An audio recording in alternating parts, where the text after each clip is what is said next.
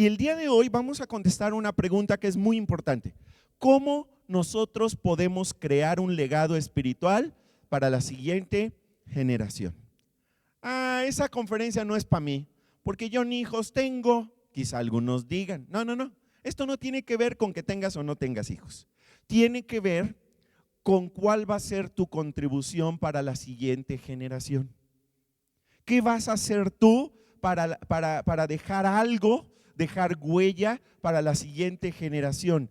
Tengas o no tengas hijos, porque seguramente si no tienes hijos, pues tienes nietos o tienes sobrinos o tienes contacto con familias que tienen niños o que tienen adolescentes. Dios está muy interesado en que nosotros hagamos lo necesario para que la siguiente generación reciba un legado. Lo que ha sucedido, por ejemplo, en muchas partes del mundo es que, por ejemplo, las familias, por ejemplo, en algunos países vecinos a nosotros, que es el caso, por ejemplo, de Estados Unidos, ¿sí? Durante muchas generaciones las familias fueron sumamente cuidadosas de dejar un legado espiritual para su familia y lo lograron, pero luego se descuidaron. Al grado de que las nuevas generaciones, por ejemplo, se han apartado de Dios. Ahora, vamos a hablar primeramente de qué estamos hablando cuando hablamos de lo que es un legado. ¿Sí? ¿Qué es un legado? Pues es lo que damos en Navidad. No, ese es un regalo. ¿Qué es un legado? ¿Qué es un legado? La Real Academia de la Lengua Española dice que un legado es aquello que se deja o se transmite a nuestros sucesores. ¿A quién?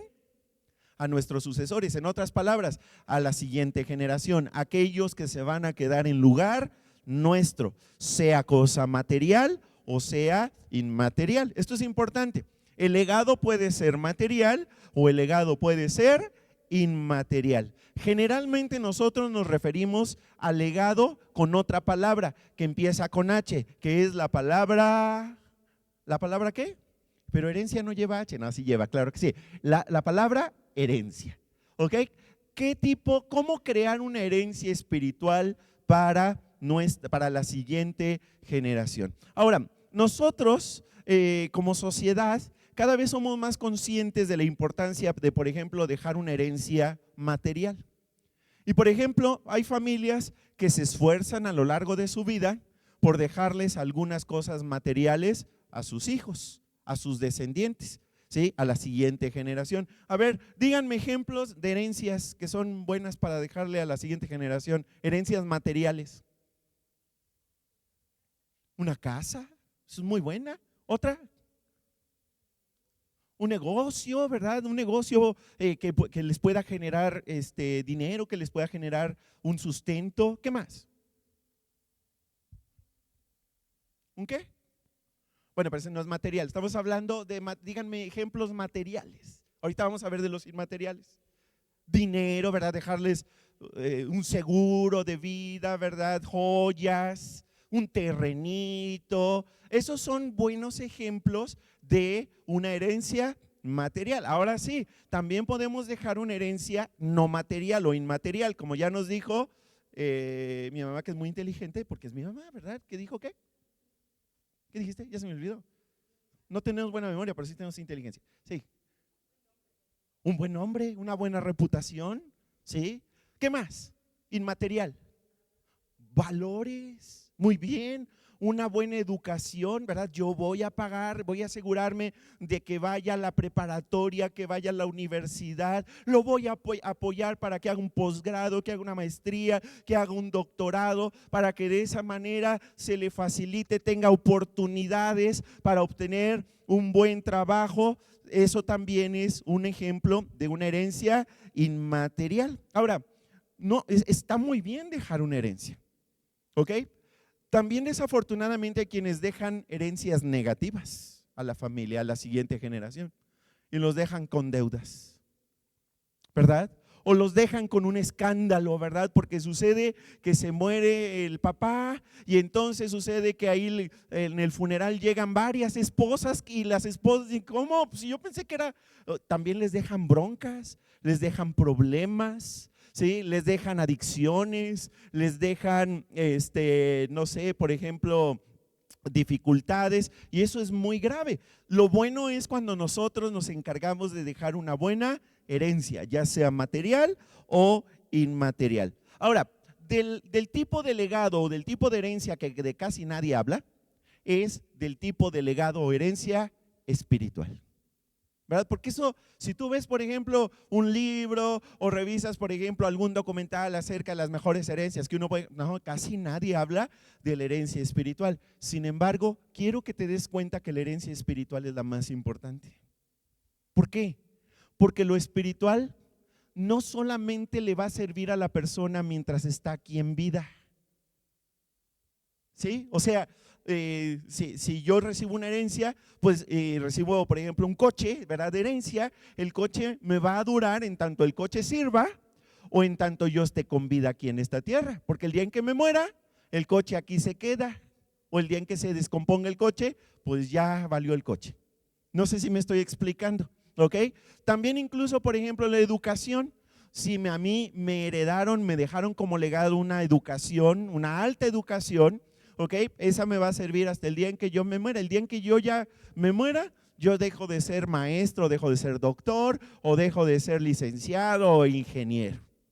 Porque eso dura solamente mientras tengamos vida en esta tierra.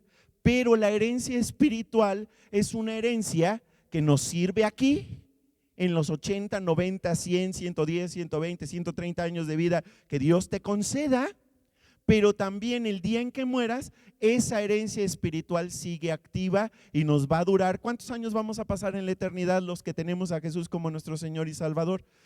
¿Cuántos años? Bueno, de hecho todos vamos a pasar a la eternidad independientemente de si Jesús es nuestro Señor y Salvador. ¿Sí estamos de acuerdo? Pero estamos hablando de que si a mí me dejaron la herencia espiritual, por ejemplo, de la salvación, ¿sí? Yo soy salvo aquí en la tierra. ¿Y el día en que me muera, pierdo mi salvación? No, es cuando se hace más efectiva todavía mi salvación, porque ahora me encuentro cara a cara con mi Padre y entonces voy a pasar ¿cuántos años de vida con Él en la eternidad? ¿Cuántos? ¿80? ¿90? ¿100? Es una eternidad. ¿Cuánto es una eternidad? Trillones y trillones y trillones y trillones de años. Pregunto, ¿qué me dura más? ¿Una casa o una relación con Jesús? ¿Una relación con Dios? Una relación con Dios trasciende mi vida en la tierra, dura más. Por eso, una de las mejores, otra vez, el mejor legado espiritual que yo le puedo dejar a mis hijos y a la siguiente generación es ayudarles para que tomen la decisión de tener una relación personal con Jesús, con Dios. ¿Por qué? Porque eso va a transformar su vida. Les va a ayudar aquí y les va a ayudar en la eternidad. Aquí mis pecados son perdonados, tengo propósito para mi vida en la tierra, pero también el día en que me muera, yo voy a vivir en la presencia de Dios para siempre. Si yo me ocupo en ayudar a mis hijos, en asegurarme que mis hijos o la siguiente generación, si no tienes hijos, tengan una relación con Dios, ese es el mejor legado espiritual. Ahora, déjame decirte algo si tú eres papá y tienes hijos. Dios nos da a nosotros los papás la responsabilidad de asegurarnos que nuestros hijos tengan la información necesaria para que ellos puedan tomar su propia decisión en cuanto a tener una relación con Jesús. Esa no es responsabilidad de la iglesia, no es responsabilidad del Ministerio Campeones, donde están los niños aquí en el centro bíblico. Esa es mi responsabilidad como papá. ¿Sí estamos de acuerdo? Pues que yo voy a dejar, para eso los traigo aquí, para que aquí les digan, no, eso me toca a mí. ¿Y sabes qué? No solamente me toca, es mi más grande privilegio. Justamente ayer que yo estaba preparando esta conferencia, sí, que la estaba repasando, sí, dije, hace mucho que no les pregunto a mis hijos si realmente están seguros que son salvos o no. Y así como fueron llegando a la cocina, a ver, Lucas, dime, ¿tú tienes una relación con Dios? Sí, papá. ¿Cómo sabes? Dime cómo sabes. No, pues es que Jesús es mi Señor y Salvador. ¿Estás seguro? Sí. ¿Cuándo le dijiste? No, pues no me acuerdo, pero sí me acuerdo que se lo dije. ¿Sí? Eso necesitamos asegurarnos. ¿Le has preguntado a tus hijos si realmente Jesús es su Señor y Salvador. O sea, no le des las respuestas, pregunta, ¿tienes una relación con Dios? Sí. ¿Cómo sabes? Que te diga, para que sepas bien. Porque ese es nuestro más grande privilegio y es la más grande herencia espiritual que tú le puedes dejar a tus hijos. Ahora, hay un libro que habla acerca del legado espiritual y, por ejemplo, en ese libro, es un libro de alguien que no es cristiano, ¿sí? Y habla acerca del legado, no el legado espiritual, sino el legado que le dejamos a nuestros hijos. Y ahí en ese libro, el autor dice que nosotros deberíamos de imaginarnos el día de nuestro funeral. Y ahí, al imaginarnos el día de nuestro funeral, que nosotros pudiéramos visualizar a las personas que están en nuestro funeral. ¿Qué van a decir de nosotros? Y mejor aún, ¿qué queremos que digan de nosotros?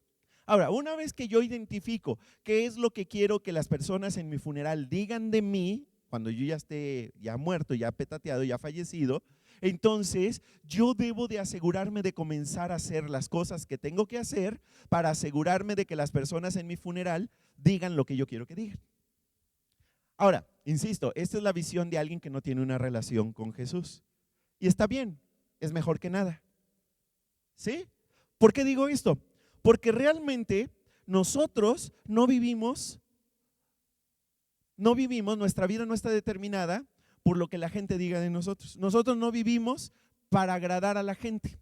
Nosotros no vivimos para la aprobación de las personas. Nosotros no vivimos para recibir su aprobación. Nosotros solo vivimos para agradar a una persona. ¿A quién? A Dios. Lo que otros digan de nosotros, lo que otros aprueben o desaprueben de nosotros es problema de otras personas. A mí, mi mayor preocupación, bueno, no quiero usar la palabra preocupación, mi mayor interés debería de ser ¿qué va a decir Dios de mi vida cuando mi vida termine en esta tierra? ¿Sí? Yo debería de buscar solamente agradarlo a Él y debería de buscar su aprobación. ¿Qué dirá Dios de mí cuando yo esté cara a cara con Él, cuando finalmente llegue a su presencia? Ahora, mi oración como tu pastor que te ama es que Dios pueda decir lo que dice la Biblia en Mateo 25, 21. ¿Y qué dice Mateo 25, 21? Vamos a ver lo que dice. Ahí lo tienes en tu boletín y lo van a ver también en la pantalla. Dice la palabra de Dios de la manera siguiente, y esto lo dijo Jesús. Dice así: su Señor respondió, hiciste bien, siervo bueno y fiel. En lo poco has sido fiel, te pondré a cargo de mucho más. Ven a compartir la felicidad de tu Señor. Eso es lo que yo oro que Dios diga de cada uno de nosotros cuando nuestra vida en la tierra acabe y cuando nosotros lleguemos a la presencia del Padre, que pueda decir de cada uno de nosotros: bien hecho, viviste súper bien tu vida. Fuiste un siervo bueno, fuiste un siervo confiable, fuiste un siervo fiel. En lo poquito fuiste confiable, ahora esta va a ser tu responsabilidad de ahora en adelante. ¿Sí? Esto es lo que te va a tocar a ti, ¿verdad? Hacerte responsable. Ven a compartir la felicidad de tu Señor. Él va a estar feliz de recibirte. Y nosotros vamos a estar felices de que Él también nos reciba. Mi oración es de que esas sean las palabras de Dios cuando tú y yo lleguemos a la presencia de Dios. Ahora, ¿cómo le hacemos para lograr que Dios diga esto de nosotros? ¿Cómo le hago? Ok, te voy a decir cómo no le hago. Ok, no vamos a lograr que Dios diga esto si nosotros vivimos para lo que la mayoría de la gente en este planeta vive, que es para tener más riqueza, ¿sí? Tener más posesiones, tener más posiciones, ¿verdad? Escalar en las posiciones, ¿sí? Vivir para los placeres, vivir para tener fama, para tener popularidad. Con todo eso no lo vamos a lograr. ¿Sí? Ahora, sí estás de acuerdo conmigo, ¿verdad?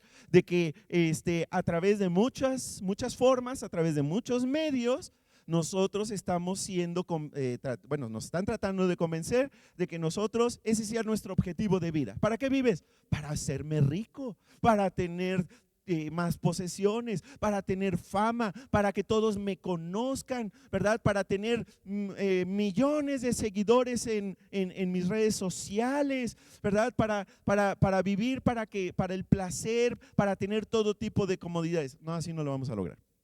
No vamos a obtener esa respuesta de parte de Dios. La única manera en la que nosotros vamos a obtener esta respuesta de parte de Dios, este recibimiento de parte de Dios, es si nosotros vivimos imitando a Jesús. En nuestra forma de vivir, en nuestra forma de pensar, en nuestra forma de hablar, en nuestra forma de vestir, en nuestra forma de conducirnos a los demás, en nuestra manera en la que nosotros vivimos en esta vida. Ahora, ¿estarán de acuerdo conmigo en que Jesús es la persona que ha dejado el más grande legado espiritual que hay? Sí, claro, ¿verdad? Por eso celebramos Navidad.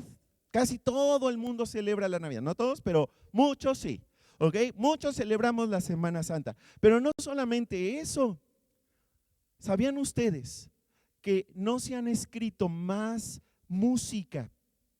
O sea, sobre nadie se ha escrito más música, se ha compuesto más música, ¿verdad? Que para Jesús. Jesús les gana a todos. Se han escrito más libros acerca de Jesús que acerca de cualquier otro tema. Es más, la fecha de tu nacimiento y las fechas que tenemos en la actualidad están fechadas en función de Jesús.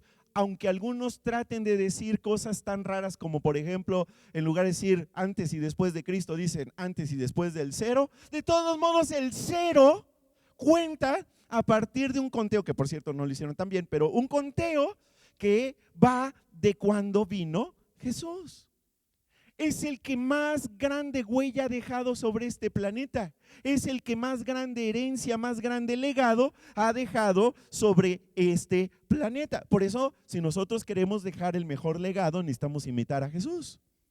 Porque no hay nadie que haya dejado un legado más grande que Él. Ahora, ¿y qué hizo Jesús como para dejar el más grande legado que se ha dejado sobre esta tierra? Él mismo lo dijo. Vamos a ver qué fue lo que dijo. Marcos capítulo 10, versículo 45. Ahí Jesús dijo exactamente a qué vino a esta tierra, a vivir a esta tierra. Vamos a leerlo juntos, vamos a leerlo fuerte, porque vamos a leer la palabra de Dios que dice de la siguiente manera: porque ni aún el Hijo del Hombre vino para que le sirvan, sino para ¿qué? Subráyale, servir. Vino para, número 1, servir. Y número 2, y para dar su vida en rescate por muchos. Ahí está resumido cómo le hizo Jesús, cómo Él mismo lo dijo, qué fue lo que Él vino a hacer en esta tierra. Y aquí dice que Él vino a hacer 2 cosas. Número 1, vino a servir. ¿Sí están de acuerdo conmigo? Y número 2, vino a acumular riqueza. ¿Verdad que no? No, eso no. ¿Dice aquí que vino a ser la persona más popular? No. ¿Vino aquí para tener las mayores comodidades? No. ¿Vino aquí, verdad, para tener la más grande posición, la más grande autoridad en la tierra? No, tampoco. Dice que vino a servir y vino a dar. ¿Qué vino a dar? Su vida. Ahora, si tú y yo queremos dejar el más grande legado, ¿qué tendríamos que hacer? Pues lo mismo que hizo Jesús. ¿Qué vamos a hacer? Vamos a dedicar nuestra vida a servir y vamos a dedicar nuestra vida a dar. Ya no voy a vivir para lo que vive la mayoría de la gente, sino que voy a vivir para servir y dar. No para ser servido, no para acumular, no para tomar, no para ganar, no para obtener más y más y más. Ahora, esto está en consonancia, en congruencia, con lo que dijo Jesús cuando Él nos indicó cuáles son las cosas más importantes. ¿Cuáles son? ¿Me le pueden subir tantitito al micro? Pero un pelito de mi calva. Gracias. Ok, esto está en consonancia con lo que vino a decir Jesús, lo que Jesús dijo que es lo más importante que hacemos en nuestra vida en la tierra. ¿Recuerdan qué dijo Jesús? ¿Qué es lo más importante que hacemos en nuestra vida en la tierra? Lo dijo en el gran mandamiento, Mateo capítulo 22. ¿Qué dijo? ¿Qué dijo? Dijo, lo más importante que puedes hacer en tu vida es, número 1, amar a Dios. Es lo más importante, amar a Dios. Y número 2, amar a la gente. Ahora, ¿por qué les digo que esto está en consonancia, está en congruencia con lo que dijo Jesús? Porque cuando nosotros amamos, lo que nosotros hacemos justamente en la práctica para amar es servimos a Dios al servir a otras personas. Ahí se demuestra realmente nuestro amor. Y la otra manera en la que nosotros demostramos nuestro amor, y de lo cual ya hemos platicado en otras conferencias, es nosotros realmente demostramos nuestro amor siendo generosos, dando. Acuérdate lo que hemos dicho, nosotros podemos dar sin amar, pero no podemos amar sin dar.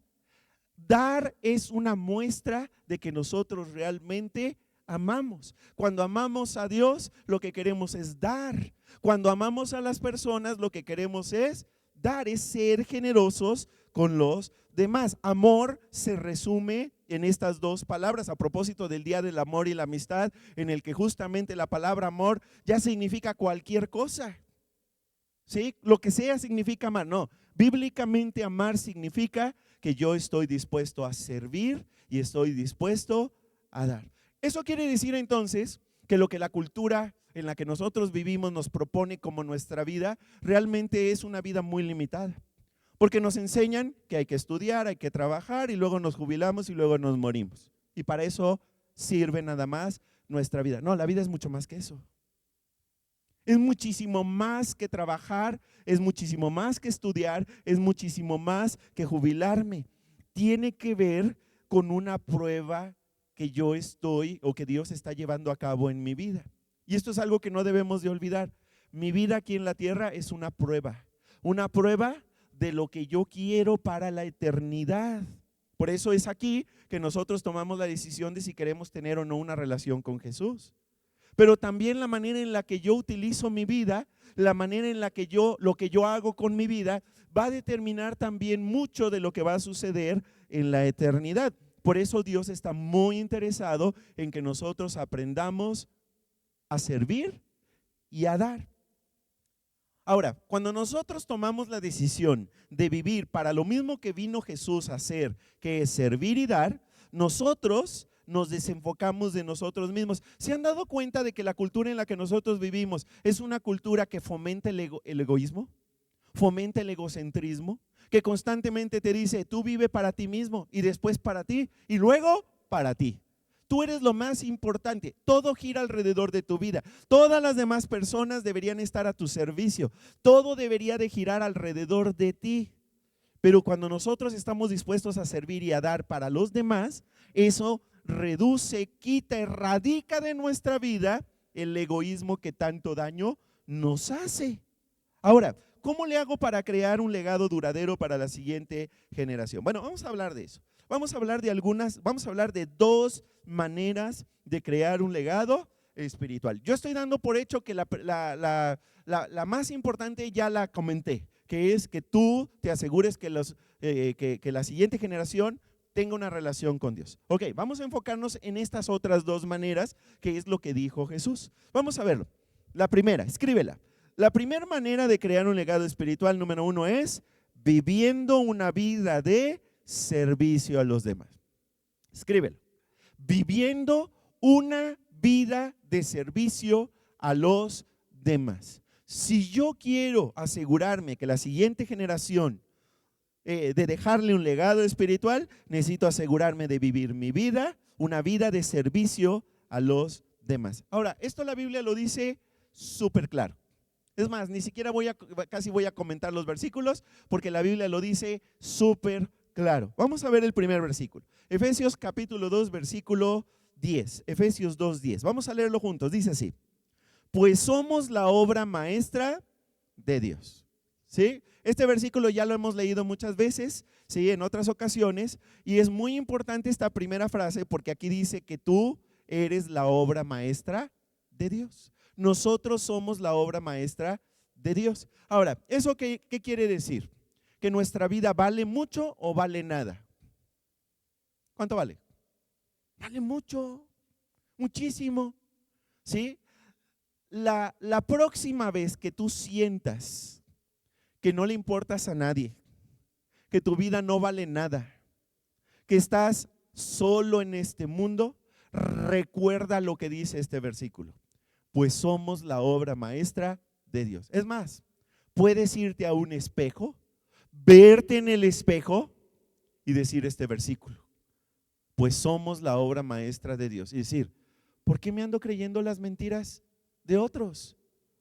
La Biblia, Dios dice acerca de mí que yo soy su obra maestra. Mi vida claro que vale, mi vida claro que es importante. Yo no estoy solo, Dios es mi creador y además si tú tienes una relación con Jesús, Él es tu Padre para siempre. Eso es maravilloso. ¿Sí? Hay muchas personas que batallan precisamente con ese sentido de inferioridad y sienten que no valen absolutamente nada, sienten que su vida es basura. Pues no lo es, porque aquí dice claramente, somos la obra maestra de Dios. Sigamos leyendo. Él nos creó de nuevo en Cristo Jesús. ¿Sí? En otras palabras, Él nos ha dado una nueva vida.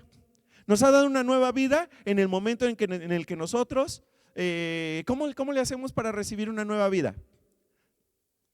¿Creemos qué? ¿En qué creemos de Cristo?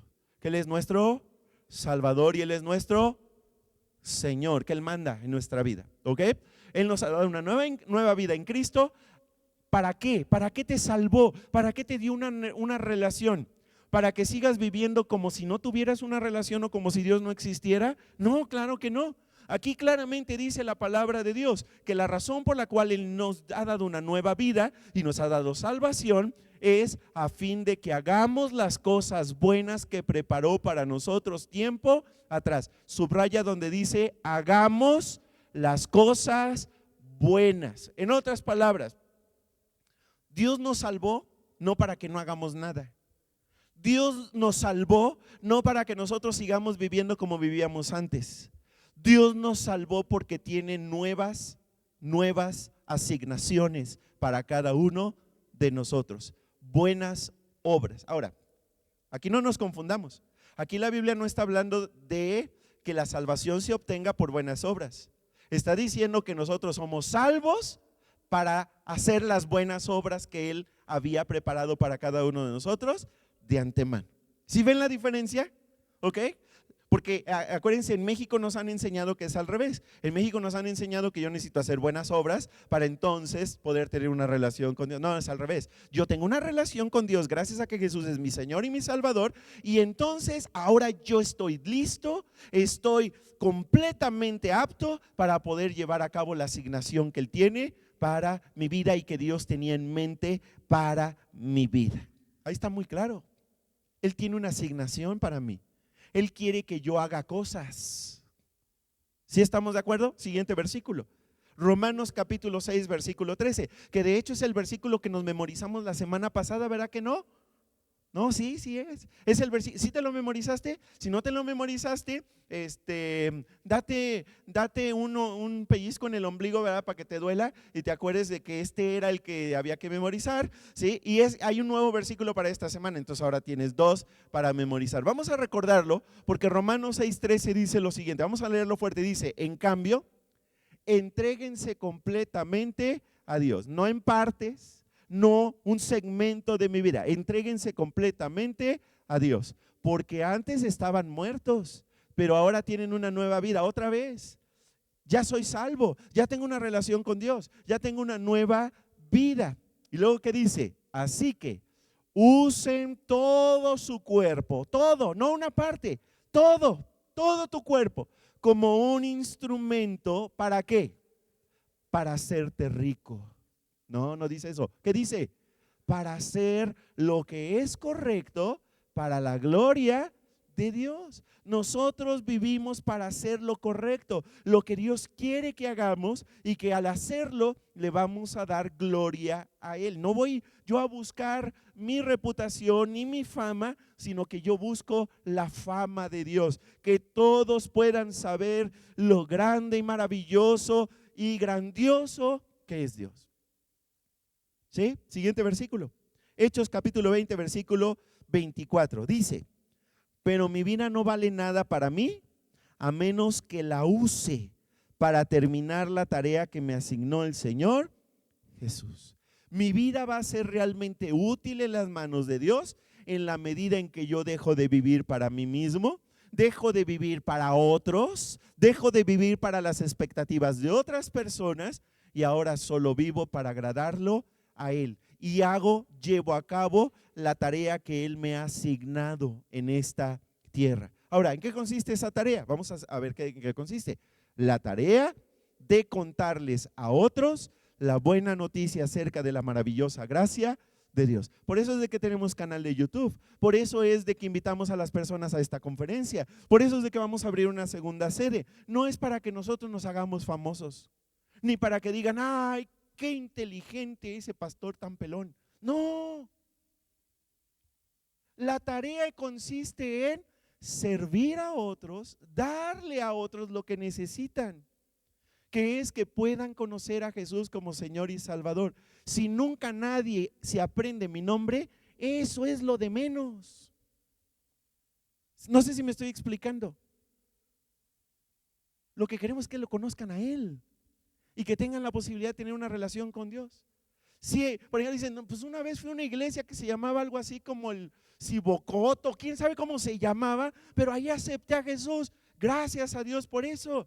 Porque no queremos que nuestro nombre y nuestra marca sea conocida. Lo que queremos es que Él sea conocido. ¿Sí me estoy explicando? ¿Por qué no buscamos tener millones de seguidores en YouTube? Porque no queremos eso. Más bien lo que queremos es que millones de personas conozcan a Jesús, no a nosotros. ¿Sí me estoy explicando? Y esa es la asignación que Él tiene para cada uno de nosotros. Siguiente versículo, Marcos 8:35. Este versículo está fuerte. Fíjate lo que dijo Jesús. Si tratas de aferrarte a la vida, la perderás. Pero si entregas tu vida por mi causa y por causa de la buena noticia, la salvarás. ¿De qué está hablando Jesús en este versículo? ¿Qué está tratando de decirnos? Lo que está tratando de decirnos es que muchos de nosotros antes vivíamos para nosotros mismos, de una manera egoísta. Y lo único que queríamos era el beneficio para nuestra propia vida, agua para nuestro propio molino. Y lo que prácticamente está diciendo Jesús es, aquella persona que sigue viviendo para sí misma, pues va a perder su vida. Su vida no va a ser de utilidad, no va a dejar ninguna huella, no va a dejar ningún legado. Solo se va a enfocar en sí mismo y hasta ahí va a llegar su contribución a sí mismo y ya. Pero ¿qué dice después Jesús? Pero si yo decido vivir para algo mucho más grande que yo, si yo decido vivir para algo que trasciende mi propia vida y renuncio a mi egoísmo, renuncio a mi egocentrismo y vivo ya no para mi causa, ya no vivo para mí mismo, sino vivo para su causa, entonces la cosa cambia por completo. Porque en ese entonces, lo que va a suceder, es que cuando yo dejo de vivir para mí mismo y vivo para Él, entonces realmente voy a tener vida. Realmente voy a dejar una huella que va a trascender mi propia vida. Realmente voy a dejar un legado. Aquel que solo vive para sí mismo y lo único que hace es acumular riqueza, cuando su vida se acabe, todos lo van a olvidar y se van a pelear su riqueza. No sé si me estoy explicando, pero cuando yo decido vivir para Él, que su causa es mucho más grande y su causa es eterna, el resultado de lo que yo haga con mi vida va a permanecer aun cuando yo ya no tenga vida en esta tierra. Ahora, nosotros somos los que decidimos para quién voy a vivir, para qué causa voy a vivir. ¿Voy a vivir para mi propia causa? ¿Voy a vivir para mi propia vida? ¿Voy a vivir para mis propios planes limitados? ¿O decido entregar mi vida para su causa, para sus maravillosos planes, para lo que Él quiere hacer a través de mi vida? Ahora, la pregunta es, ¿tú para quién estás viviendo? ¿Estás viviendo solo para ti? ¿Y solo te importa tú? ¿Te importa tu satisfacción? ¿Te importa tu comodidad? te importa solo tú y tú, porque de esa manera no vas a dejar ningún legado. ¿Sí? Pero si nosotros dedicamos nuestra vida al servicio de Dios, y acuérdate, la única manera en la que yo puedo servir a Dios es sirviendo a otros. ¿A quién estás sirviendo? ¿Estás sirviendo a alguien? ¿Estás detectando las necesidades que otras personas tienen y estás haciendo algo para servir? Si lo estás haciendo, estás en camino de dejar un legado espiritual. Pero si no estás sirviendo a nadie, si lo único que te interesa es tu vida, tu agenda, tu tiempo, tus cosas, solo estás viviendo para ti. Cuando tu vida acabe, ahí se acabó todo, ahí quedó tu vida. Ahora, la otra pregunta que es sumamente importante y que tiene que ver con la siguiente generación: ¿estás sirviendo de tal manera que la siguiente generación está siendo bendecida a través de tu vida y estás involucrando a la siguiente generación a que sirva contigo? Ahora, si tú no estás sirviendo, pues obviamente no puedes contestar que sí. Pero una de las grandes riquezas de servir a otros, de involucrarnos en el ministerio, es que yo involucre a la siguiente generación en servir, de tal manera que la siguiente generación pueda aprender a servir junto conmigo y que lo siga haciendo y lo reproduzca con la siguiente generación. ¿Sí me estoy explicando? ¿Sí o no? Tienen cara de regañado, ¿lo estoy regañando mucho? Desde la mañana ando regañón, ¿verdad? No, pero es lo que dice la palabra de Dios. Acuérdate lo que nosotros hemos aprendido. Si yo soy un cristiano que no sirve, no sirvo como cristiano. Aquel que no sirve en su vida, pues no sirve. Así de sencillo. Porque la manera en la que Dios espera que yo deje un legado es sirviendo a otros. Ahora vamos con la segunda, ¿ok? Segunda cosa que dijo Jesús que vino a hacer en esta tierra. Número 2, viviendo una vida de generosidad. Viviendo una vida ¿de qué? Anótalo, escríbelo.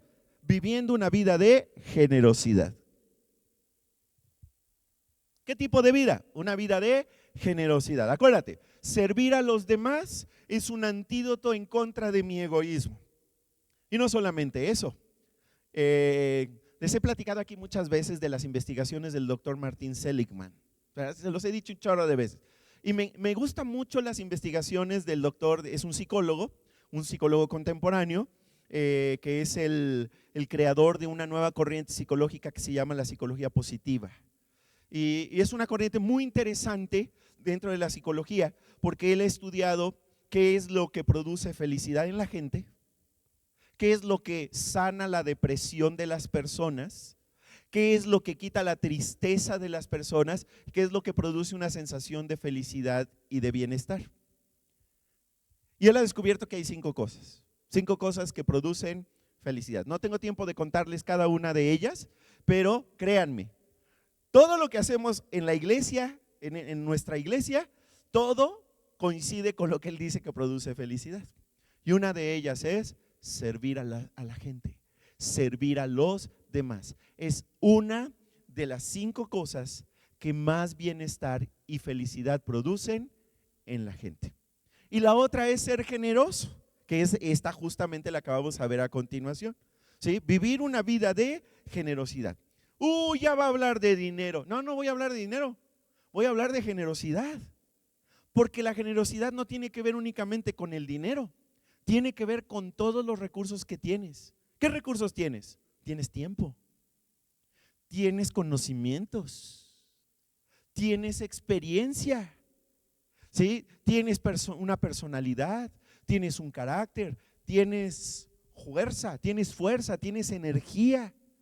¿Sí estamos de acuerdo?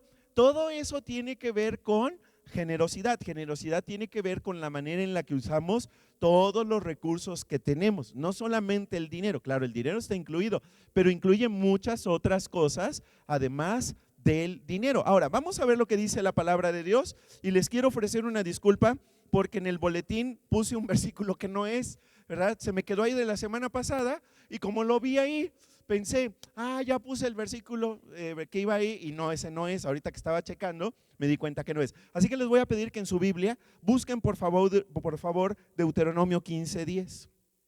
¿Sí traen Biblia, verdad? Ah, qué buena onda que traen Biblia.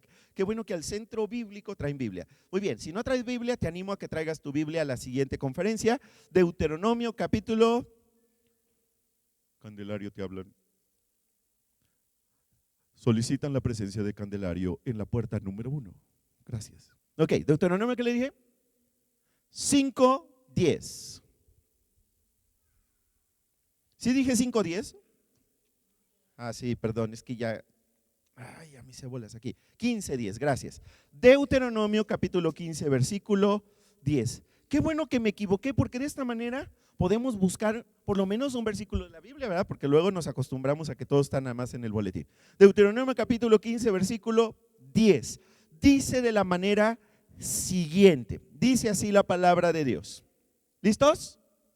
¿Sí? Ah, miren, son bien rápidos allá, Robert. Gracias, Robert. Ya nos lo pusieron. Deuteronomio 15:10 dice: deberás ser generoso con él y tu actitud deberá ser amistosa cuando lo ayudes, porque por este acto el Señor tu Dios te bendecirá en todo tu trabajo y en lo que hagas. A ver, vamos a leerlo otra vez para prestarle mayor atención todavía. Vamos a leerlo otra vez. Dice: deberás ser generoso con él y tu actitud deberá ser amistosa cuando lo ayudes, porque por este acto el Señor tu Dios te bendecirá en todo tu trabajo.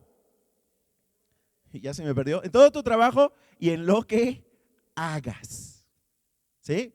Oye, pero ¿de quién está hablando ahí cuando dice deberás ser generoso con él? Déjame leerte el mismo versículo, pero te lo voy a leer de otra versión, la Nueva Biblia Viva. Dice de la manera siguiente, escúchalo con atención. Dice: debes prestarle lo que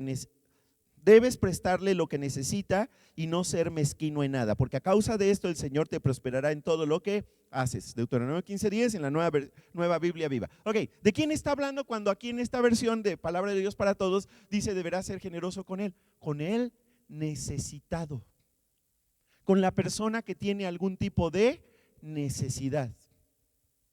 Está hablando de las personas en necesidad. ¿Y qué dice? Deberás ser generoso con el necesitado y tu actitud deberá de ser despectiva. No. ¿De rechazo? No, debe ser amable, debe ser amistosa cuando lo ayudes, nunca con superioridad, nunca con una actitud de pobrecillo. No. Amistoso cuando lo ayudes. Ahora, fíjate bien. Si nosotros somos generosos con el necesitado, con aquella persona que tiene algún tipo de necesidad, material, emocional, física o lo que sea, cualquier tipo de necesidad, y nosotros somos amables al momento de ayudarlo, hacemos con la actitud correcta, dice este versículo: porque por este acto, al hacer esto, el Señor tu Dios te bendecirá en todo tu trabajo y en todo lo que hagas. Es una promesa. Acuérdate que en la Biblia hay muchas promesas. Hay como 7,000 promesas. Y la mayoría de las promesas tienen una condición previa. Y aquí está la condición. ¿Qué debo de hacer para que Dios me bendiga en todo mi trabajo y en todo lo que haga? La respuesta está en pantalla. ¿Qué debo de hacer?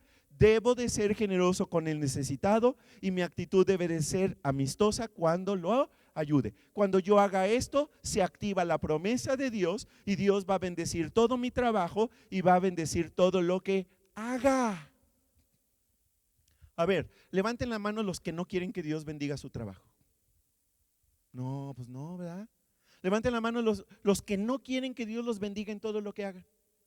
No. Ahora, pregunto lo contrario. ¿Cuántos de ustedes realmente quieren la bendición de Dios en su trabajo y en todo lo que hagan? Yo sí. ¿Qué dice este versículo que debo de hacer? Debo de ser generoso. ¿Debo de ser qué? Generoso con el que tiene necesidad y debo de tratarlo con la actitud correcta. Ahora, yo como tu pastor que te ama, yo quiero que Dios te bendiga en todo. En todo. En tu matrimonio, como papá, como mamá, en tu negocio, en tu carrera, en tus estudios, en tu vida, en tu relación con Dios. Yo quiero que Dios te bendiga en todas las áreas de tu vida. Quiero que Dios bendiga a nuestra iglesia. Quiero que Dios bendiga a México. Pero ¿sabes qué? Este versículo dice que la bendición de Dios sobre nuestro trabajo y sobre lo que hagamos está determinado en la manera en la que nosotros manejamos nuestros recursos. ¿Sí o no? Sí. Les he dicho que esta vida es un carnaval. No, eso lo dijo alguien más. Les he dicho que la vida es una tómbola. No, eso también lo dijo alguien más. Les he dicho que la vida es una prueba, porque la Biblia claramente dice que esta vida la vida aquí en la tierra es una prueba. Y dependiendo de si aprobamos o reprobamos, eso va a determinar también el grado de responsabilidad o de confianza que Dios va a tener sobre nosotros los creyentes en la eternidad. ¿Sí? Porque no va a determinar nuestra salvación. Acuérdate que la salvación es un regalo que Dios da y lo único que hay que hacer es tener a Jesús como nuestro Salvador y el Señor, el amo de nuestra vida. ¿Sí estamos de acuerdo? Pero la Biblia lo que dice es, lo que nosotros damos, ¿sí?, demuestra, o más bien la manera en la que manejo los recursos que Dios me da, determinan la bendición de Dios en nuestra vida. Ahora, aquí quiero hacer una aclaración, porque hay una teología o un evangelio que se llama la teología o el evangelio de la prosperidad, del cual me han oído criticar muchísimas veces, porque no es bíblico. Esta teología, este evangelio de la prosperidad dice que todos aquellos que tienen una relación con Dios al tener a Jesús como su Señor y Salvador, están destinados a ser ricos, están destinados a nunca más volverse a enfermar y a tener prosperidad en todas las áreas de la vida. ¿Ok? No es lo que dice la Biblia, ni es tampoco lo que les estoy diciendo hoy, ni es lo que dice este versículo que acabamos de leer. ¿Por qué? Porque algo que es muy importante es que nosotros seamos generosos y tengamos la actitud correcta. Si yo me acerco a Dios y tengo una relación con Él solo para que me haga rico, entonces yo estoy utilizando a Dios. No sé si me estoy explicando, ¿sí? Si Dios lo que me ha dado, los recursos que me ha dado, los utilizo solo para mi propio beneficio, egoístamente, ¿sí?, entonces no estoy entendiendo para qué Dios me dio los recursos que me dio. Nosotros somos generosos no para ser bendecidos, sino para hacer bendición a otros. Lo voy a volver a decir por si alguno no lo entendió o no lo escuchó o se despistó. Fíjese bien, nosotros damos no para ser bendecidos, sino para hacer bendición para otras personas. ¿Sí? Ahora, cuando lo hago con la actitud correcta y con la motivación correcta, se activa esta promesa que Dios tiene para mi vida, donde sí dice Dios que si yo soy generoso, Él me va a suplir más recursos, pero no para que yo las acumule y me los gaste egoístamente, sino para que yo pueda ser de mayor bendición para otros. ¿Se dan cuenta? Lo que estoy diciendo es que los recursos que Dios me da no son para mi beneficio ni para mi comodidad, son para el beneficio de otras personas. Y es cuando Dios es generoso conmigo. Ahora, entre más generosos somos, más generoso es Dios con nosotros. Y esto, insisto, no es para que nos hagamos ricos, sino para que nosotros podamos ser generosos con otras personas y de esta manera ser de bendición para otros. Ahora, quiero enseñarte algunos principios acerca de la generosidad. Y acuérdate, no estamos hablando únicamente de dinero, estamos hablando de generosidad en todos los recursos que Dios nos provee. ¿Ok? Vamos a ver algunos principios. Estos principios los encontramos en lo que leímos hace un rato, segunda a los Corintios capítulo 9, que es un capítulo en la Biblia donde claramente se nos dan principios de cómo debemos nosotros dar, de cómo nosotros debemos de ser generosos con los recursos que Él nos ha prestado. Vamos a ver cuáles son estos principios. Ahí lo tienen el primero, escríbelo. Necesito ver mi generosidad como una inversión espiritual y no como un gasto. Necesito ver mi generosidad como una inversión espiritual y no como un gasto. Ahora vamos a ver lo que dice la palabra de Dios. Segunda a los Corintios capítulo 9 versículo 6. Dice la Biblia, vamos a leerlo fuerte. Recuerden esto es para recordar, ¿sí? Recuerden esto. El que siembra escasamente, escasamente cosechará. Y el que siembra en abundancia, ¿qué? Cosechará. ¿Sí? Ahora, este capítulo de la Biblia y en muchos otros también de la Biblia se habla de la generosidad, comparando la generosidad con un sembrador que tiene semillas y que con esas semillas lo que hace es la siembra en la tierra y luego obtiene una cosecha. ¿Sí? ¿Ok? Es una alegoría, una comparación. ¿Ok? Ahora, por eso nosotros hemos estudiado en otras series anteriores, en otras conferencias, hemos estudiado que Dios tiene leyes acerca de la siembra y la cosecha.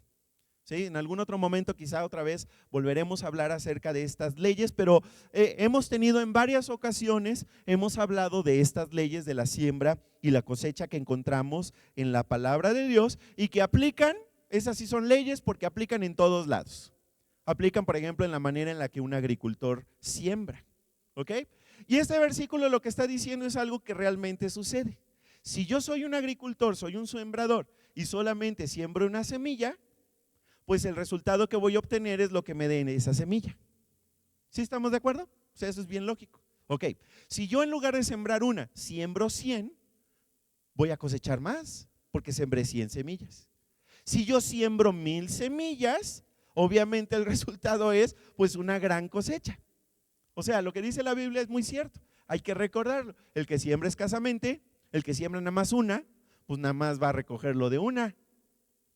¿Sí? Pero el que siembra en abundancia, pues su cosecha va a ser abundante. ¿Sí? Ahora, vamos a ver algunas leyes de la siembra y la cosecha que, insisto, nosotros ya hemos visto, pero vamos a recordarlas. No sé si las quieras anotar, porque para eso no puse un espacio ahí en tu boletín, pero pues ahí escríbelas. ¿Sí? Vamos a hablar, les voy a hablar de 3, ¿sí? Solamente 3, ¿ok? Porque son más. Leyes de la siembra y la cosecha. La primera dice lo siguiente: lo que siembro es lo que cosecho. ¿Sí?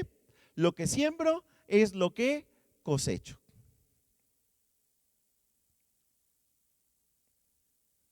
Si siembro poquito, cosecho poquito. Si siembro mucho, cosecho mucho. Si siembro manzanas, semilla de manzana, el resultado van a ser una cosecha de muchas manzanas. Si siembro maíz, el resultado va a ser cosechar maíz, mucho maíz. Y que cada fruto que es resultado de esa siembra, cuando lo cosecho, el fruto también trae más semillas que puedo volver a sembrar. ¿Sí? Y esto va generando abundancia. ¿Sí estamos de acuerdo? Ahora, esto aplica para la siembra y la cosecha, pero también aplica para nuestra vida. ¿Sí? Si yo soy muy poco generoso, si yo no practico la generosidad, pues el resultado, la cosecha también va a ser muy poca generosidad de otros. ¿Sí? Si yo siembro generosamente, también cosecharé generosamente. Ahora, esto aplica para lo bueno y para lo malo. Por ejemplo, si yo en mi trabajo siembro chisme, ¿qué voy a cosechar? Mucho chisme. ¿Sí? El chismoso anda sembrando chisme por aquí y por allá y todos andan chismeando el doble o el triple o el cuádruple del chismoso. ¿Por qué? Porque es la ley de la siembra y la cosecha. ¿Sí estamos de acuerdo? Si yo, por ejemplo, dedico, ¿verdad?, mis recursos, ¿sí?, a hacer lo malo, pues también las consecuencias serán negativas. Pero si yo, ¿verdad?, intencionalmente trato de bendecir al necesitado, a las personas que están en necesidad, entonces también voy a cosechar eso. ¿Sí estamos de acuerdo? Segunda ley, anótala en algún lado. ¿Sí? La segunda ley dice: siempre recibo más de lo que siembro. Siempre recibo más de lo que siembro. Siembro una semilla y el fruto es abundante. ¿Sí? Hay más fruto. Una semilla de tomate genera una planta con muchos tomates y más semillas de tomate. Por eso el sembrador no le duele el codo sembrar una semilla, porque sabe que va a provocar cosechar más de lo que siembro. ¿Sí estamos de acuerdo? ¿Lo anotaron o no lo anotaron? Sí, ok. Número 3, tercera ley de la siembra y la cosecha. Siempre cosecho en una estación diferente a la que sembré. El sembrador sale a sembrar y pone su semilla en una estación. ¿Y luego qué tiene que hacer? Tiene que esperar. Y espera a que venga una estación diferente y entonces es cuando cosecha. ¿Sí? Ahora, esto es muy importante porque hay que esperar. Por ejemplo, cuando yo diezmo con la actitud equivocada y entonces yo diezmo tratando de sobornar a Dios y le digo, aquí está mi diezmo, ahora tú me tienes que bendecir. Y pasa la semana y dices, al contrario, me salieron todo tipo de gastos, se me acabó el dinero. No, es que tú quieres que Dios te responda casi cuando tú dejas, ¿verdad? Tu diezmo, ¿verdad? En donde se deja el diezmo, casi quieres que saliendo, ¿verdad? Te caiga, no sé, un bulto de dinero. Y entonces eso demuestra que tenemos una actitud equivocada. Y por eso hay gente que se frustra con la teología de la prosperidad y del evangelio de la prosperidad, porque no da resultado cuando se hace con la actitud de la motivación equivocada. ¿Sí? Y luego la gente se siente culpable porque dice, entonces a lo mejor el problema no es Dios, el problema soy yo que no tengo fe. No, el problema es que estás haciéndolo con la actitud equivocada y no estás tomando en cuenta esta ley de la siembra y la cosecha, que establece que se siembra en una estación y se cosecha en otra estación. Toma tiempo, no es inmediato. ¿Sí? Se requiere, ¿verdad? El tiempo para que pueda ver yo los resultados. Ahora, déjame hacerte una pregunta al respecto de este punto número 1 de necesito ver mi generosidad como una inversión espiritual y no como un gasto. ¿Cuán grande quieres que sea tu cosecha? Si tú quieres que sea una gran cosecha, entonces tengo que ser generoso y sembrar generosamente. Número 2, segundo principio. Vamos al segundo principio, escríbelo. Nunca doy por presión o por culpa. Nunca doy por presión o por culpa. Nunca doy por presión o por culpa. ¿Por qué no? Pues porque nuevamente, ¿sí? Dios establece cómo debemos de ser generosos. Y la palabra de Dios es muy clara. Nosotros somos generosos no porque Dios necesite nuestro dinero. ¿Tú crees que Dios necesita tu dinero? No, Dios no necesita mi dinero. ¿Por qué necesitaría mi dinero si Él es el dueño de todo lo que hay, del oro y la plata? Es dueño de la piñata, es dueño de la tierra, es dueño de los rubíes, los diamantes que están escondidos, es dueño de nuestro sistema planetario, es dueño de nuestra galaxia, de la otra galaxia que también está junto a nosotros, que se llama Andrómeda, es dueño de todo lo que hay en este universo, es dueño de todo, es dueño de nuestra vida, es dueño de mi cuerpo. ¿Tú crees que Dios necesita tu dinero? No, claro que no. Dios no necesita mi dinero. ¿Qué es lo que Dios quiere? Dios quiere mi corazón. Dios quiere mi vida. Dios quiere que le entregue mi vida. Ahora, fíjate bien. El dinero representa si yo realmente le he entregado mi corazón a Él o no. Porque Jesús lo dijo claramente, ¿sí? Donde esté tu tesoro, ahí estará tu corazón. Si mi corazón es realmente de Él, a mí no me cuesta absolutamente nada ser generoso con Él, porque Él es dueño de mi corazón. Porque mi amor es para Él. Vamos a ver lo que dice la Biblia. Según a los Corintios capítulo 9 versículo 7 dice, cada uno debe dar según lo que haya decidido, ¿en dónde? Su corazón. Es un asunto del corazón. Cada uno debe dar según lo haya decidido en su corazón, no de mala gana, ni por obligación, porque Dios ama al que da con alegría. Si tú cuando das te duele dar, no des. ¿Por qué? Porque aquí dice que Dios ama al que da con alegría, el que da con gusto, el que dice, le traigo una ofrenda a Dios y me encanta poder darle esta ofrenda a Dios.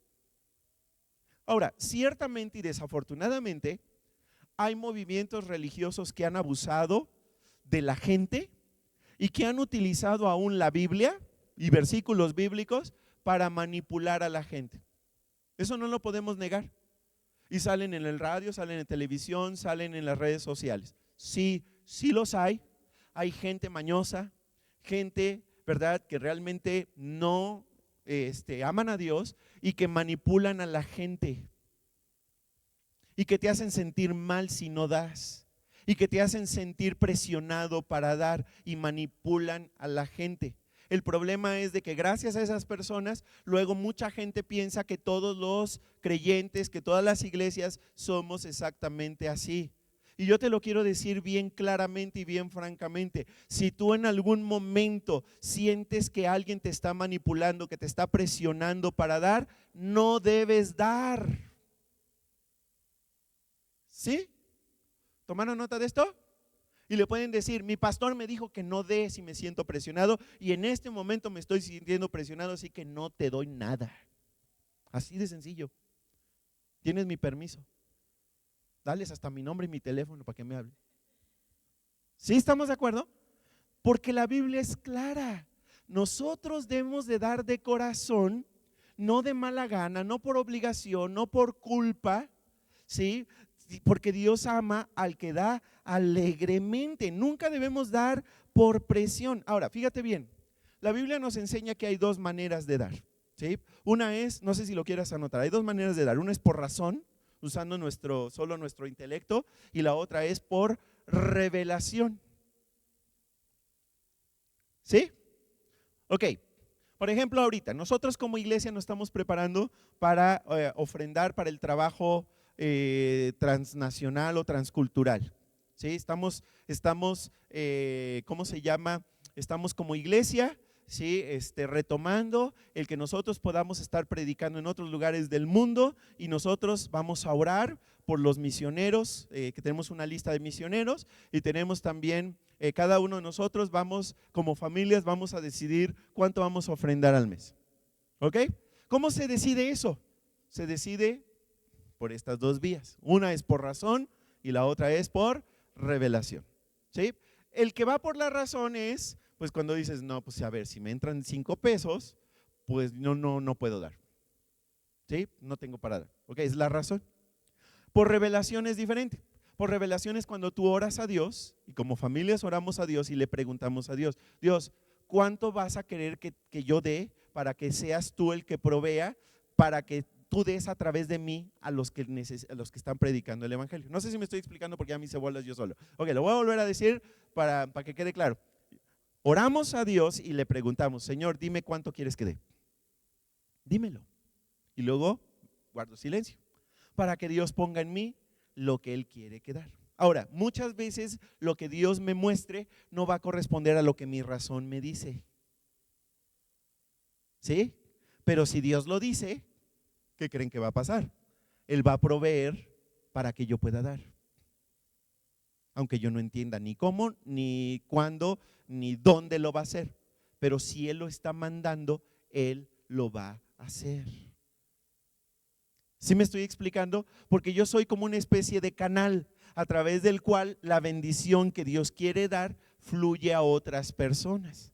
El problema es cuando yo taponeo ese canal y no permito que sea Dios el que generosamente me dé para dar aquello que se necesita.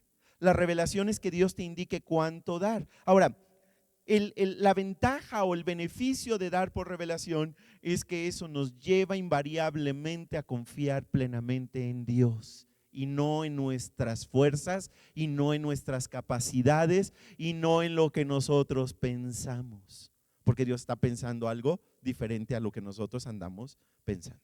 ¿Ok? Muy bien. Anótala, otro principio que encontramos en 2 Corintios capítulo 9. Dice, espero que Dios supla todas mis necesidades. En otras palabras, yo debo de tener la expectativa de que Dios es la fuente de mis ingresos y que por lo tanto Él se va a encargar de que todas mis necesidades estén suplidas. Ahora, Dios promete que todos nosotros vamos a ser ricos, ¿sí o no? No. Dios promete que Él se va a encargar de suplir nuestras necesidades.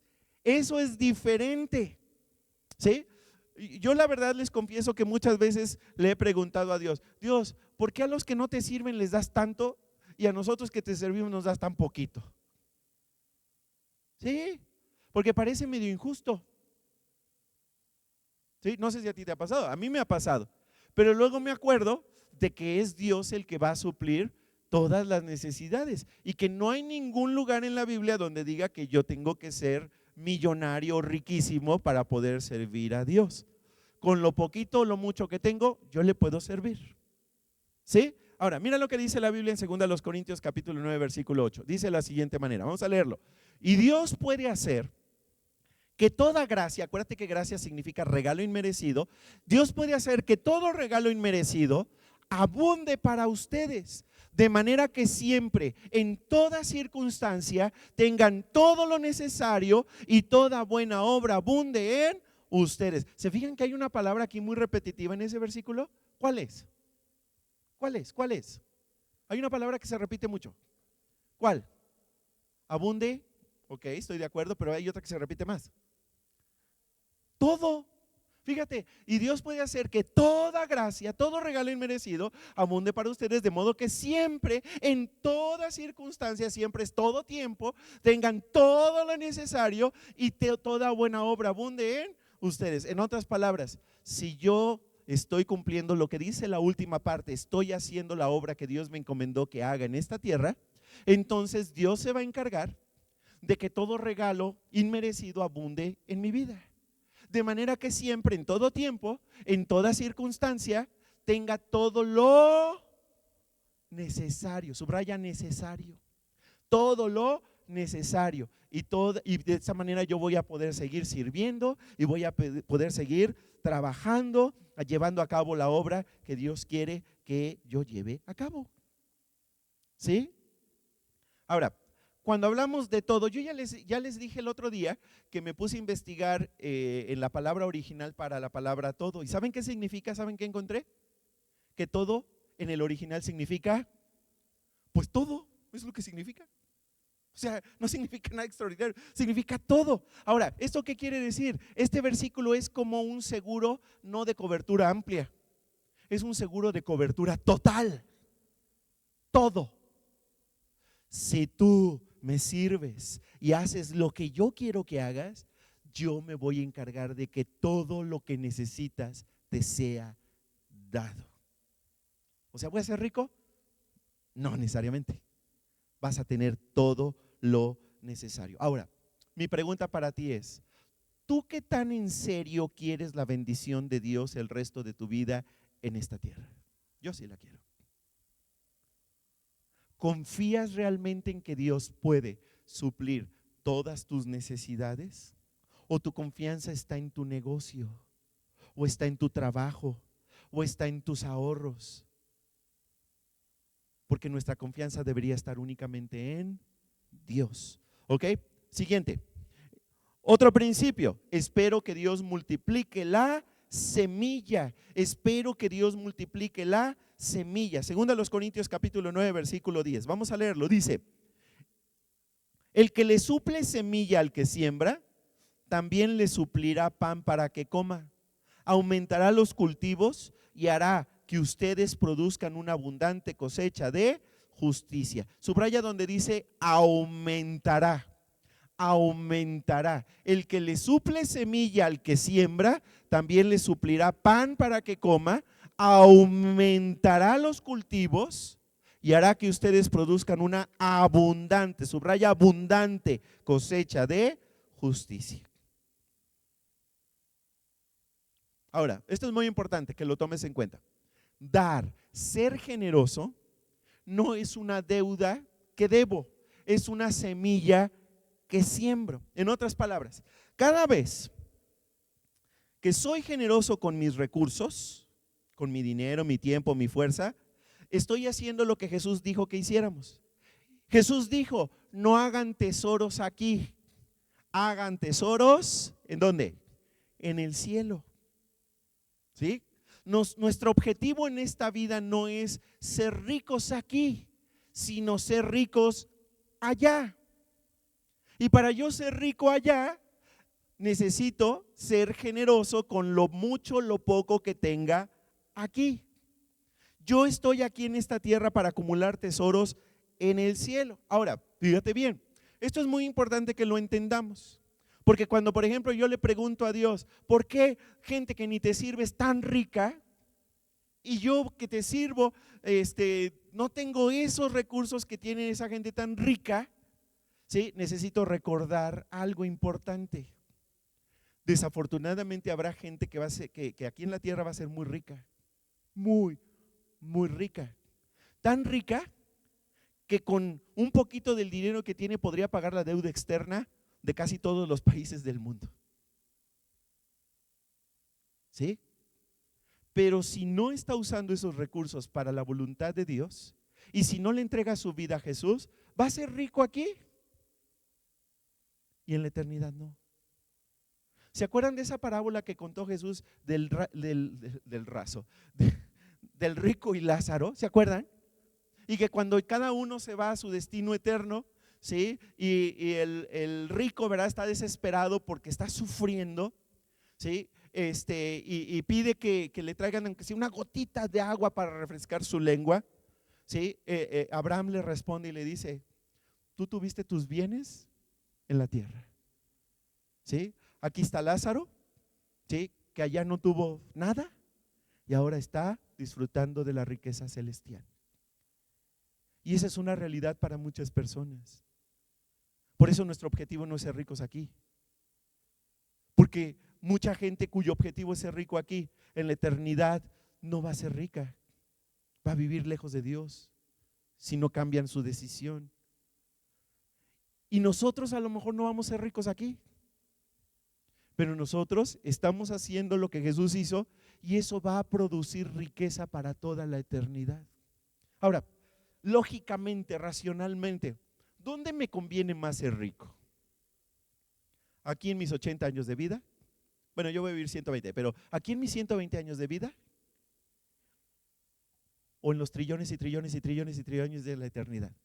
Lógicamente, racionalmente, ¿dónde me conviene más ser rico? Allá. Ahora, para ser rico allá, necesito invertir en los tesoros en el cielo. Invertir los tesoros en el cielo tiene que ver con que yo aquí sea generoso, con lo mucho o lo poco que yo tenga. ¿Sí? Nosotros no vivimos para ser ricos aquí, pero sí lo seremos en la eternidad cuando somos generosos con la semilla que nos ha sido dada aquí en esta tierra. Por último punto, penúltimo, espero tener la capacidad de dar más de lo que pensaba. Tengo la expectativa de tener la capacidad de dar más de lo que yo esperaba. Vamos a ver lo que dice 2 Corintios 9:11. Dice de la manera siguiente: ustedes serán enriquecidos en todo sentido para que en toda ocasión puedan ser generosos y para que por medio de nosotros la generosidad de ustedes resulte en acciones de gracias a Dios. Ahora, nuevamente, lo que Dios me da, lo mucho o lo poco que Dios me da, no es para que yo lo acumule, no es para que yo sea codicioso, sino para que yo pueda ser más generoso. Y cuando Dios ve que yo soy generoso, Él suple para mis necesidades y me da también para que yo pueda ser más generoso. Por eso es muy importante. Pídele a Dios los recursos que tú necesitas, no para acumular riqueza, sino para hacer bendición de otras personas, para ser generoso, y pídele en grande, porque nadie es demasiado grande para Él. Les he dicho que Dios es rico, es dueño de todo el universo. ¿Sí? Entonces yo le puedo pedir, Señor, bendíceme para que yo pueda ser de bendición para otros. Ok, último, vivo con una actitud de gratitud. Vivo con una actitud de gratitud. ¿Se acuerdan que hace rato les platiqué del Martin Seligman, el psicólogo de la psicología positiva? Okay. Otro de los puntos que él dice que generan felicidad y bienestar es cuando nosotros estamos agradecidos. Tenemos una actitud de agradecimiento, tenemos una actitud de gratitud. ¿Cuál es lo contrario a una actitud de gratitud?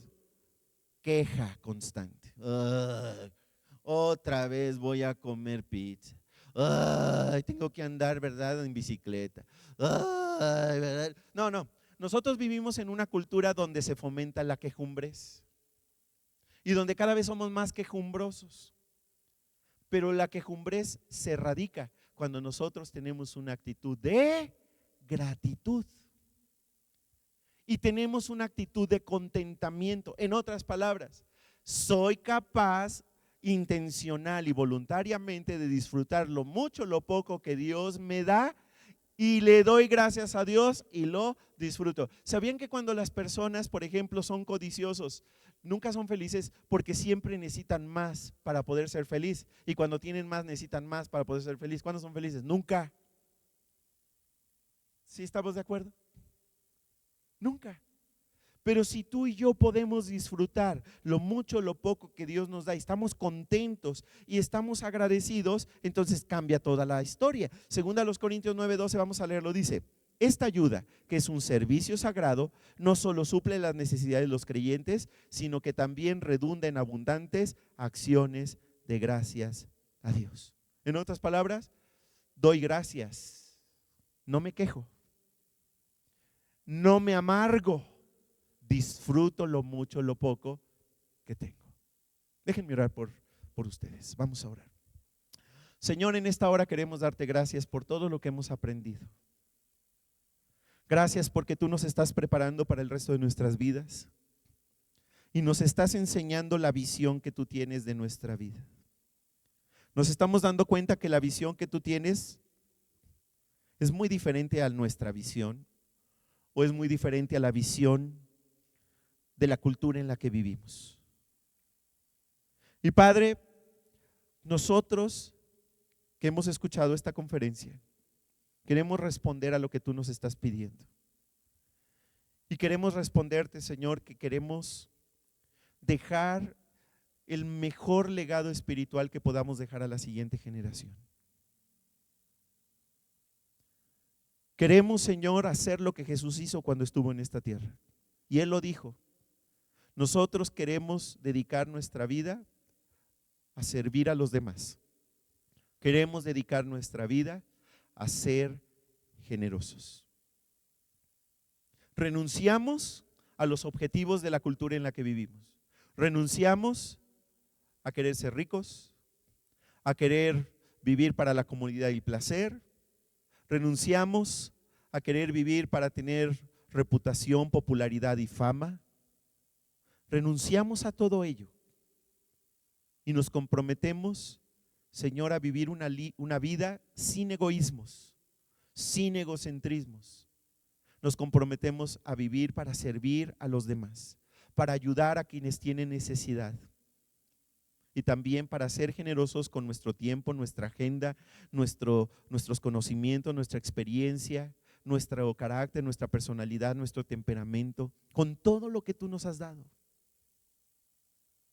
Padre, queremos ser generosos y queremos que tú nos bendigas, no para ser egoístas, sino al contrario, para que nuestra vida sea un canal a través del cual tu bendición y tu amor llegue a muchísima gente. Ayúdanos como familias a designar por revelación, por fe, la ofrenda mensual que vamos a dar, Señor, para los obreros transnacionales, transculturales. Ayúdanos, Señor, a que sea algo que salga de nuestro corazón, de tu voluntad, y que nunca demos ni por presión, ni de mala gana, ni por la motivación equivocada, porque sabemos que tú amas al dador alegre. Señor, gracias porque esto que hemos escuchado no solamente es contracultural, sino que además cambia nuestra vida. Ayúdanos a ponerlo en práctica de tal manera que, como leímos hoy, tú puedas bendecir nuestro trabajo y puedas bendecir todo lo que hagamos. Muchas gracias, Padre. Y así como estamos en una actitud de oración, lo primero es lo primero. Y si tú aún no tienes una relación con Dios, hoy es la oportunidad perfecta para que la comiences. Solo dile lo siguiente. Dile así: querido Dios, ya no quiero estar lejos de ti. Quiero conectarme a ti. Quiero tener una relación contigo. Gracias porque tú me amas.